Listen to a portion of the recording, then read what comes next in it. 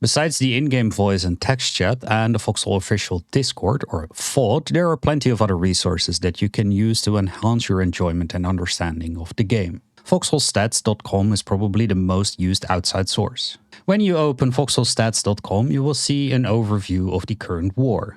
At the top of the page, it will state the current war number and the time it has been going for, and it will show the amount of people that are currently playing according to Steam. Below that, we find a table that shows the amount of casualties for both sides up to this point in time, and the hourly casualty rate for both sides, which is the current hourly casualty rate. Next to the map, we find the amount of wind conditions down each side currently holds, and the amount of storm cannons and intelligence centers they have.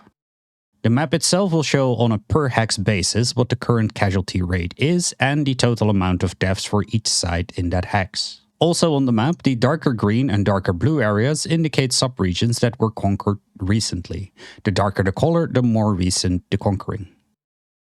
If we now click on one of the hexes, for instance here on Deadlands, we will get a more detailed map that pops up.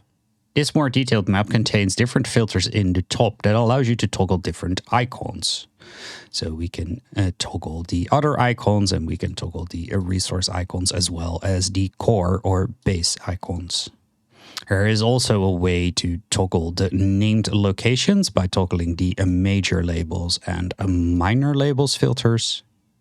We can also toggle the timers, that is the time since that base was conquered by the specific faction. So for instance, the Spine was taken 5 days ago by the Wardens and Abandoned Ward was taken 8 hours ago by the Wardens.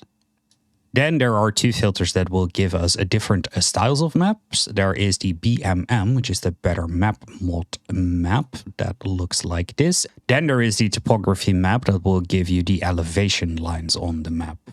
Besides that is the roads toggle, and this will show the roads and the different colors will indicate the types of road that they have. The last filter here is the decay filter, and this will show the no build zone and the rapid decay zone around the hex borders. All the way on the right is the search bar, and this search bar we can use to find specific things. So for instance, if we want to know where the Abandoned Ward storage depot is, we can click in the text box and start typing aban, and we can see that we get a drop-down menu and we can select the Abandoned Ward storage facility. And if we click that, it will zoom in on the Abandoned Ward storage facility and it will toggle the correct icon filter as well, so we can actually see it.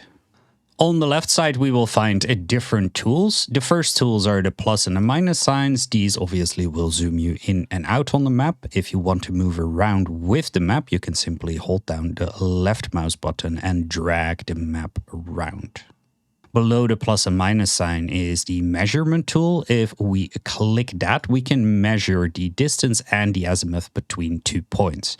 To start this, we clicked the ruler icon and then we come to the map and click where we want to measure from. And then if we start dragging out, we can see that there is a dotted line coming out underneath our mouse cursor that will give the distance to the point underneath our mouse cursor and the azimuth. So if we want to measure from here to, let's say, the salt farms, we can click here and we can see that that is 215 meters at an azimuth of 100.5. To toggle this off, we simply click the ruler again and that will remove the line.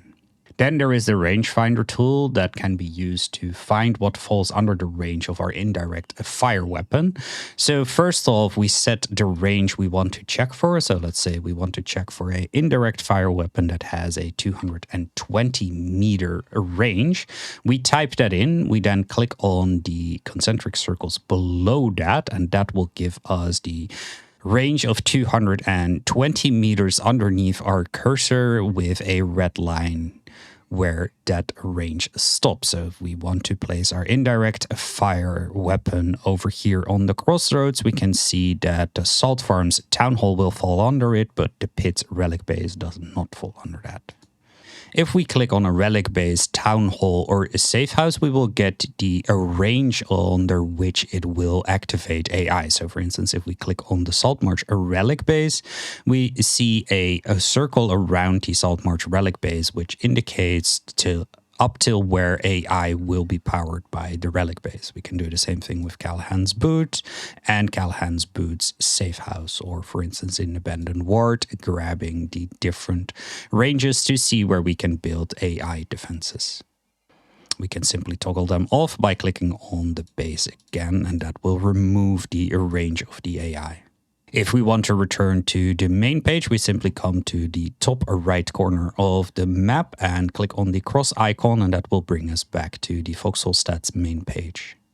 Another great feature of the Foxholestats page is that you can see a replay of the war so far. So if we come here underneath the table with the casualties, we can see that there is a link that says watch a replay of the war so far. And if we click that, we get an overview of the map as it was when we started. And if we click the little play icon, we can see and follow the course of the current war. We can pause whenever we want by simply clicking on the video and click to resume the course of the war again. In the top left, we see the exact moment at which this overview is taken. So if we hit play and we make it stop again, we can see that we are in game day 103. And if we let it go a bit more and pause again, we're in day 111.